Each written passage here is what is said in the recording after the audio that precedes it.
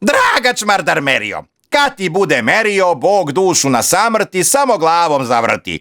Osude ti sve poreci i pošteno Bogu reci, svoj si posao obavljao dok si narod zlostavljao. Ništa nisi zgrešio što si narod lešio, poluge savijao, tu koji prebijao. Ne daj da ti niko kenja, izvršavao naređenja po zakonu, samo ti si greh na dušu ti ne visi. Nisi grešan ti zbog toga, svaka vlast je bre od Boga, tako ti oni kazali što su te na narod slali. Tako Bogu samo reci, igrali ste se s pendreci, kao da si se šalio, pendrek samo palio.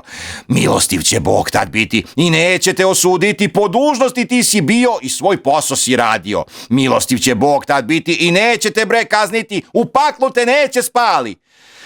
Al kad bi se bre lagali, u koži ti ne bi bio, kad ti bude Bog sudio, s đavolom si se združio i đavolu si služio. Draga čmardarmerio, šta ti se zamerio, ovaj narod jadni, samo pravde gladni? Ko te je tu turio, popicio murio, kljunovi i polićaci i za maski kriminalci? Lepe su vam maske, prave bre dželacke, iza maske ste se krili dok ste narod vi svoj bili.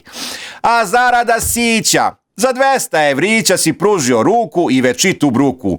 Ti koje ste čuvali, sve su i zakuvali, kakvima ugađali, taki vam se rađali. Taj koga si branio, taj nas je saranio, s ekrana se cerio, ej bre čmardarmerio.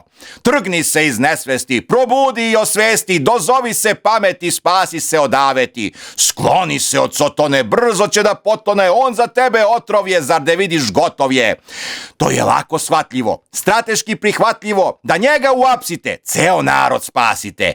To je prosta logika, zar zbog jednog zlobnika, jedne vuči batine vi narodu batine? Potegnite batinu, vi navuči batinu, svi će kući ići, narod se razići. To bi bilo krasno, prosto, efikasno, samo jedan manje i prestaje sranje. A? Šta kažeš? Strategija, haha.